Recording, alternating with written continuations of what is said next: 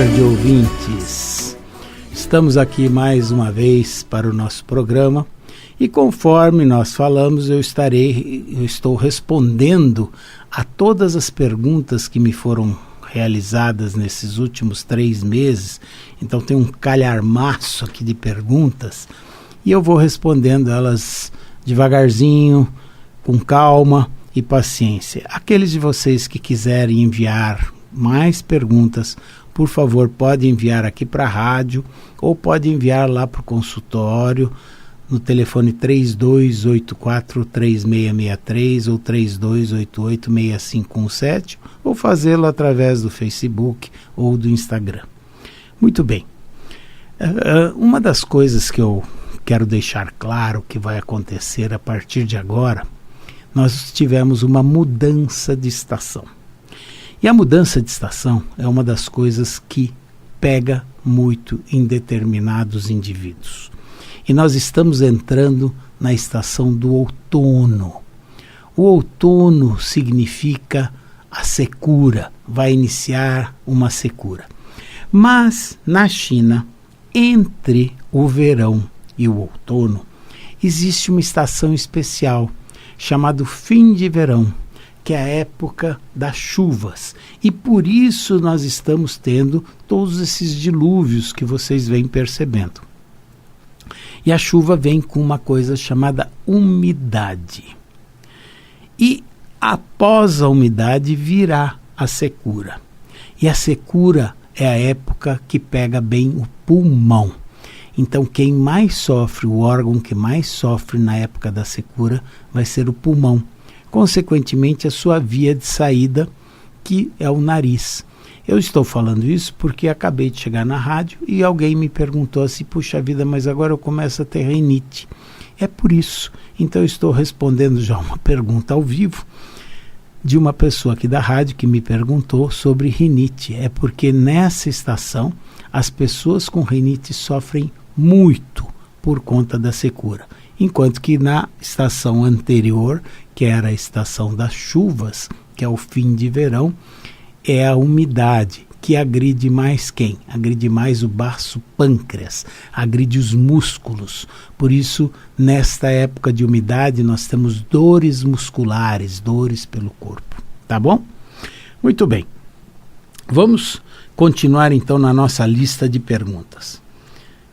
Uma senhora chamada Karina Matsumoto pergunta: qual tem melhor eficácia? Auriculoacupuntura ou acupuntura realizada com as agulhas? Muito bem. Vamos lá. A acupuntura realizada com as agulhas, ela já vem de longa data.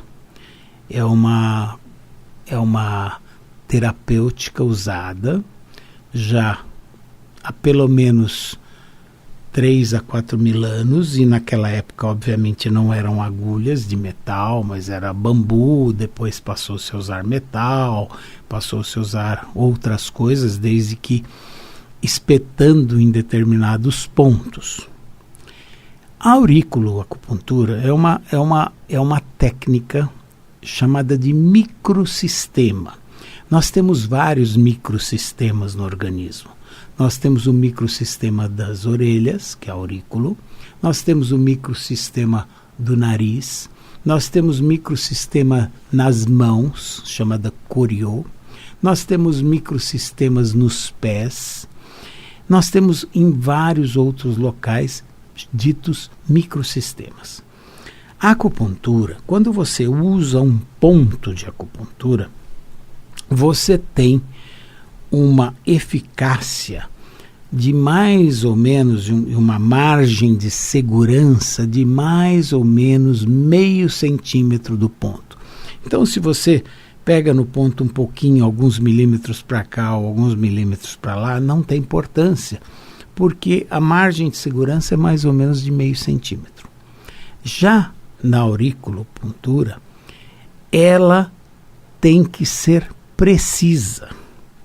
Você que está aí me ouvindo, olhe na orelha das pessoas que estão à sua volta. Repare no formato das orelhas. é muito interessante que cada um tem um formato diferente de orelha.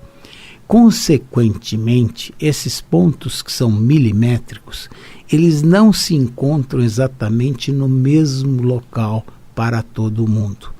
Eles podem estar 1 milímetro para lá ou 1 milímetro para cá. E este 1 milímetro para lá, 1 milímetro para cá, trará uma diferença significativa. Então, muitas vezes, o paciente que faz aurícula, ele fala, nossa, a aurícula da semana passada foi excelente, pegou, nossa, eu fiquei tão tranquilo, fiquei isso, que aquilo, mas a da outra semana não foi tão boa. Por quê? Porque não foi exatamente no ponto. Então, a aurícula, ela precisa realmente ter uma curância de perfeição. Ela tem que ser perfeita. Então, a diferença que existe também, além desta, é que quando você trata na aurícula, nós estamos tratando de sintomas, nós estamos tratando de sinais. E aí nós não estamos tratando a pessoa como um todo. Quando nós fazemos a acupuntura geral, aí nós estamos tratando do todo, do ser bio, psico, social, espiritual, indivisível. Então eu acho que esta é a parte mais importante, porque se você só fizer aurículo, você só estará tratando de sintomas e você não estará tratando da doença em si, do doente, do indivíduo, que é o nosso universo. Tá claro? Então, assim ficamos bem esclarecidos. Para tratar o indivíduo como um todo, acupuntura do corpo inteiro. Para tratar com algum efeito a mais, com uma ajuda a mais, um auxílio no tratamento, aí sim a auriculopuntura. Tá bom? Vamos lá.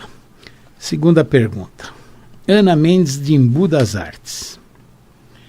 Quais os tipos de tratamento que existem na medicina chinesa? Muito bem. Quando nós falamos de medicina chinesa, nós estamos englobando uma gama enorme de tratamentos. Então, uma das terapêuticas usadas, a mais usada, é a acupuntura. Mas nós temos a fitoterapia, que é extremamente importante, então eles usam muito as ervas, e que aqui nós não temos tanta possibilidade de lançar mão, posto que são ervas que dão no hemisfério norte e para o lado da China. Mas nós temos a nossa fitoterapia aqui, a nossa fitoterapia nacional brasileira, e que também é muito boa, e que foi muito bem estudada por muitos estudiosos em farmácia, etc., e que eu acho que vale a pena também a gente usar como coadjuvante na terapia. A outra coisa que também é usada na medicina chinesa, além da acupuntura e da fitoterapia, são as massagens. E como massagem, é reflexologia, tuiná, tai chi, shiatsu, todas essas são formas terapêuticas de tratamento existentes dentro da medicina chinesa. Então nós não podemos esquecer as massagens, né? Tem até o Duin, que era antigo, né? Que nada mais é do que uma acupuntura realizada com o dedo, né? As tuiná, o shiatsu, o tai chi, todas essas massagens são coadjuvantes e melhoram muito o paciente. E os microsistemas, aí sim entra aurículo, aí sim entra o nariz, entra coriô, entram outros. E existe também a terapia realizada com moxa, que é a queima de uma substância chamada Artemisia sinensis. Através da combustão dessa substância, nós obteremos uma onda de calor que vai penetrar profundamente para tratar os doentes. Muito interessante, por exemplo, todo mundo, as mulheres que tiveram uma menopausa sintomática, elas sabem que elas têm ondas de calor. Muito bem. Nós temos pontos para fazer com acupuntura para a retirada do calor. Agora, muita gente tem frio. Nós não temos pontos para a retirada do frio, mas sim nós temos a moxa, que é para a introdução de calor. Então nós fazemos a moxa no que nós chamamos de caminho das águas, que é através da energia do rim. Nós tonificamos o rim, introduzimos calor no rim desse indivíduo, que eu já disse a vocês que é a maior energia, a energia essencial que nós temos, e aí esses indivíduos melhoram o quadro do frio, mas pela entrada de calor, não pela retirada de frio. E além disso, também existe mais uma outra forma de tratamento, que também, mas hoje em dia não está tão usada assim, que são as terapias realizadas com as ventosas terapias, que antigamente usavam-se inclusive pequenos animaizinhos chamados sanguessugas, que eram colocados na pele do indivíduo para tirar o excesso de sangue. Foi muito usado antigamente, hoje, obviamente, por questões de natureza de infecção, essas coisas, mas de prevenção de infecções, a gente não faz uso desse tipo de terapia, tá bom? Muito bem. Meu nome é Angélica, tenho 56 anos e tenho muita dor no meio das costas. A acupuntura pode me ajudar? Angélica de Parelheiros. Angélica, é o seguinte, em primeiro lugar, dor no meio das costas, isso não é significativo para nós em termos médicos. Não pelo fato da dor não ser um sintoma importante, mas pelo fato de ser inespecífico.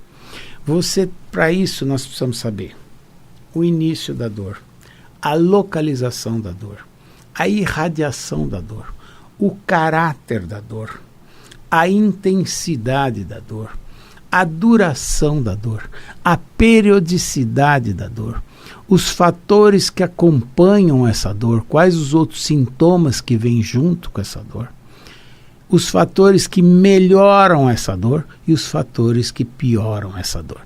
De posse dessas 10 informações, aí eu vou poder estabelecer para você um parâmetro, uma pequena hipótese diagnóstica, através da qual, associada ao seu exame clínico, ao seu exame físico, à inspecção do local, à palpação do local da dor, aí eu posso chegar talvez a um veredicto para fazer um tratamento. Mas assim, jogado ao léu, dor no meio das costas, nós não podemos saber o que é. Eu não sei o que é meio das costas. Meio das costas para você poderia ser bem no centro aonde passa a espinha dorsal. Dor no meio das costas pode ser bem no meio aqui na divisão entre abdômen e costas. Então eu não sei o que é meio das costas. Desculpe estar respondendo assim, mas é que se a gente não falar exatamente claro, fica muito descoberto o sentido do diagnóstico e o sentido do tratamento. Nós temos que fazer uma coisa exata, uma coisa bem feita, uma coisa para que todos tenham um bom entendimento.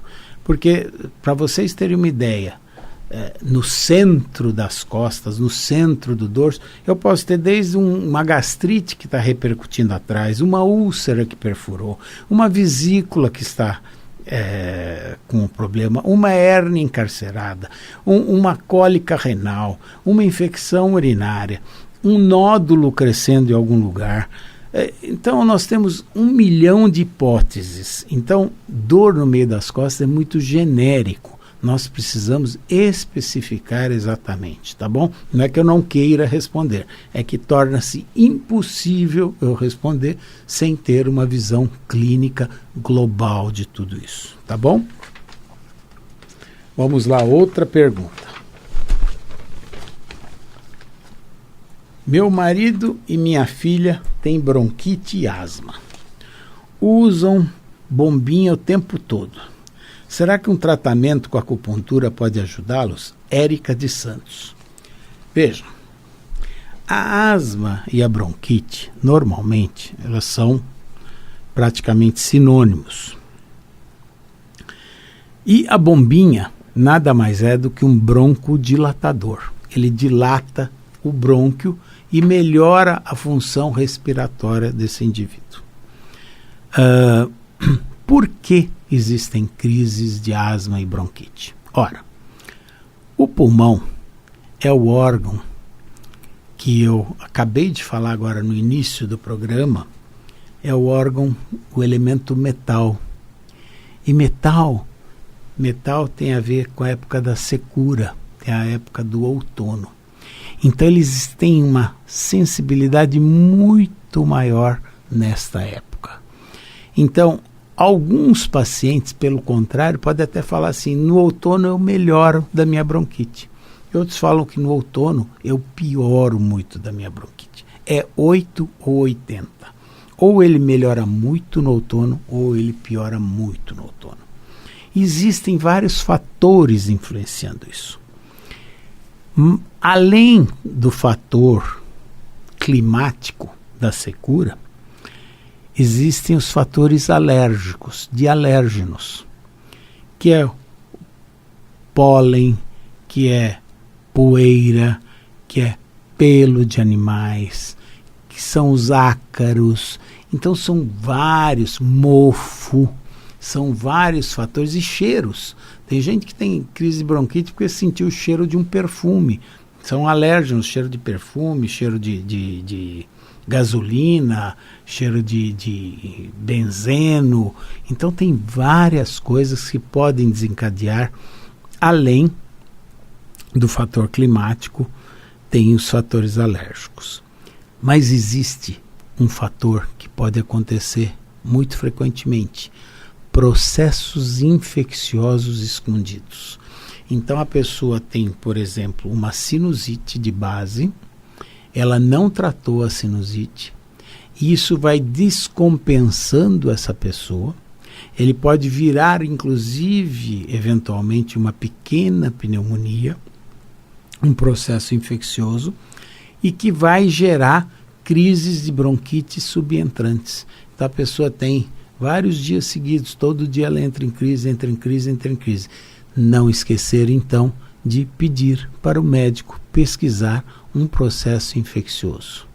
Agora, a última causa e que pega muito são causas emocionais. E o pulmão é o elemento metal. E o metal tem a ver com tristeza. Então, tristeza, medo podem desencadear muita crise de bronquite. E existe uma emoção que é muito interessante, que é a emoção do coração, ligada ao coração. O coração é elemento fogo. E como a energia do fogo é muito grande, eventualmente, ela derrete muito metal. Que a energia do fogo é a alegria. Então a pessoa passa muita alegria, dá muita risada, vai num show de stand-up comedy e ri, mas ri muito. O que acontece? Entra em crise de bronquite. Isso é muito comum também. Então, alegria, tristeza e medo. Tá? O medo por quê? Porque o medo é o rim é elemento água. Não temos energia da água, não apaga o fogo do coração e o fogo derrete muito metal. Então são as 3 emoções que estão andando junto com a bronquite, tá bom? Muito bem, mais uma pergunta. Tenho taquicardia e arritmia. Tenho 51 anos, estou um pouco acima do peso. No que a acupuntura pode me ajudar? Maria de Diadema. Bom, vamos lá. Maria, você está dizendo uma coisa muito interessante. Estou um pouco acima do peso, tenho taquicardia e arritmia. A primeira coisa que qualquer cardiologista fará ao fazer uma anamnese com você, vai ser pedir para você emagrecer. Por quê? Porque, obviamente, você diminuindo a massa corporal existente, o peso, o esforço que você terá que realizar para caminhar, para fazer tudo, vai ser menor. Consequentemente, essas arritmias e essas taquicardias, que são algumas delas produzidas por esforços físicos, então vai diminuir, essas crises irão diminuir. A segunda coisa que nós temos que saber é quais os medicamentos que você está tomando. Porque muitas vezes essas crises de arritmia e taquicardia podem ser desencadeadas por medicamentos, por tabagismo também, que não está relatado aqui, eventualmente por uso de algum álcool e eventualmente pelo uso intenso de café. Então nós precisamos saber, além disso, medicamentos dos seus hábitos.